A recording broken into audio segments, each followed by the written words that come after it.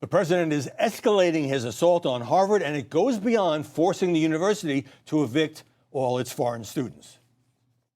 They're taking $5 billion, and I'd rather see that money go to trade schools. And by the way, they're totally anti-Semitic at Harvard. You have a First Amendment right to protected speech, but you don't have a right to the American taxpayers' money. And so why should taxpayers be subsidizing a university their own internal investigation found was rife with anti-Semitism? Now, to be clear, anti-Semitism is a real and pernicious problem in America. But by now, it is painfully obvious that it is just a convenient rhetorical weapon for Trump and his allies to gain full control of universities. So Harvard is deeply, deeply complicit in anti-Semitism, anti-Americanism, and something has to be done about it. And President Trump is starting in the right way. Joining us now to analyze the coverage in New York, Rich Lowry, editor-in-chief of National Review. And here in Washington, Richard Fowler, a Fox News contributor. Rich Lowry, huge amount of coverage for Trump versus Harvard. And I'm not going to defend the anti-Semitism in Cambridge, but is this the politics of resentment? Because he really seems to be going after this school hard, and the word is that other Ivy League schools may get the same treatment. Yeah, clearly intending to make an example of it. And this will be one of the signature fights of his entire term. It'll drag on in the courts probably for his entire term. And I'm not sure we can predict how it's going to turn out. But this is just a long-standing conservative concern is elite universities are distorting the minds of our kids. They're running out of control. They have this sense of entitlement that isn't deserved. And Trump is going after them hammer and tongs.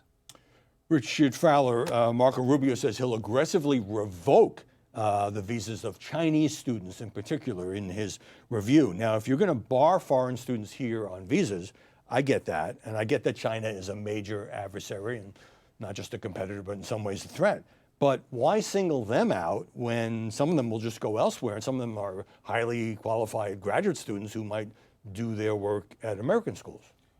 I think that's right, and I think that's the question to ask. What will happen to these graduate students? What countries will they go to? Where will their intellectual property and where will the collaboration that happens at many of these high-tier institutions that have benefited the United States economy, benefited the American people, where will that go in a world in which Trump is going so hard after Harvard? And I will go beyond that and say, you have to zoom out a little bit and just think beyond Harvard. When you think about some of the major institutions of this country, they're also the places that provide health care to millions and millions of Americans. I think about the Emory healthcare system, the Brigham Young healthcare system, the University of Miami healthcare system. And these healthcare systems are also under attack when you think about Trump's big, beautiful bill and many of the cuts to Medicaid. So on top of going after higher ed institutions and research dollars, you're also going after health care for millions of Americans. And these things are happening at the same time. It's a compounded threat impacting the American people and will impact the health of the American people at the same time. You know, what's interesting, Rich, is that, Donald Trump went to UPenn and Yale Law School for J.D. Vance.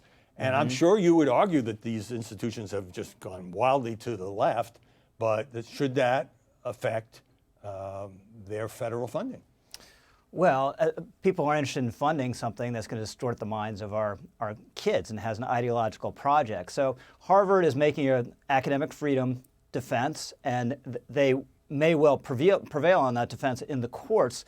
But it's not really academic freedom when you're hiring no conservatives and you have politically slanted courses across the board. On Chinese students, we don't really know what this policy actually is going to be at the end of the day. We do know as part of this negotiation to rebalance our negotiation with China. And Howie, I think this is one of the areas that I think it's true of immigration across the board, where I don't think the administration minds catastrophic coverage of this to kind of create in people's minds, well, I'm connected to the Chinese Communist Party. Maybe I just won't go to the United States. Maybe I'll go someplace else, or I'm considering coming across the border. They sound so terrible. Everything that's written and said about them so awful. Maybe I just won't come. And I think they want some of that deterrent effect. You're suggesting that Donald Trump is using the media to send a message. I guess he's pretty good at that. Now, I do want to pivot to a more serious subject, an equally serious subject, I should say. And that is, for the first time, really, President Trump denouncing Vladimir Putin after trying everything he could do to get him to agree to some kind of even temporary ceasefire with Ukraine. Let's roll it.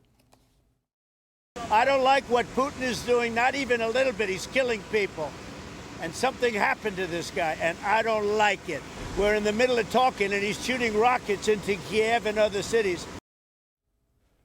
Richard, it's been pretty clear to most people on the planet that that Putin has no conceivable interest in peace, continues to bombard Ukraine, including killing civilians deliberately. Should that have been obvious to Donald Trump?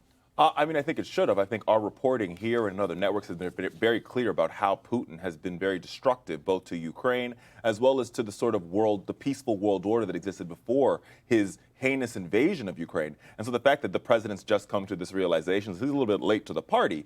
But with that being said, I think the president has promised that he would have a deal that would create peace in Ukraine. He also said he would have a deal that would create peace in Israel, in the Israel-Gaza conflict. Both of those things sort of haven't come to pass as of yet. And at the same time, he also has a sort of mandate of ensuring that he will, quote unquote, make America great. And to do that, you have to invest in America's resources, its people, its institutions. And if you can't create peace worldwide and you're sort of defunding America's greatest institutions, what will be left? Well, these are two very difficult wars, Rich. And President had said he had a great 2-hour call with Putin earlier in the week, but he's continued to actually step up bombing attacks and drone attacks on Kyiv, and maybe dealing with Putin is a little bit more difficult than his pal might have imagined. Well, I had a brilliant insight earlier. That's a brilliant insight as well, Howie, that Putin needs tougher treatment if he's going to change his conduct here. Look, I think Trump's been too soft on him. I'm glad we're getting tougher rhetoric now. I hope he follows through on it. But one thing I've just been struck by all along, how we've talked about this before in the coverage, this is the first time in my adult lifetime that a United States president has wanted to reach out to the Kremlin and have negotiations, and the broad sense in the media is that this isn't a good thing and it's something terrible, right? And I'm a Russia hawk, but I thought it was bizarre during the Biden years. It was basically forbidden to say, oh, maybe we should negotiate about this. The progressives in the House had a letter they had to withdraw because they said, why don't we reach out and talk to Putin and see whether we can make a deal? So I give credit to Trump to changing the conversation around this, but he's going to have to be tougher on Putin, and it's going to matter if we ultimately get a deal what it actually is. Yeah, well, I mean, if Putin calls for peace talks and then doesn't even show up, I think he's sending a message. And meanwhile, more people are dying. I mean, the media would love to see some kind of negotiated solution. I understand your point about it was different in the Biden administration. But let me get a break here. Hey, everyone. I'm Emily Compagno. Catch me and my co-hosts Harris Faulkner and Kaylee McEnany on Outnumbered every weekday at 12 p.m. Eastern, or set your DVR. Also, don't forget to subscribe to the Fox News YouTube page for daily highlights.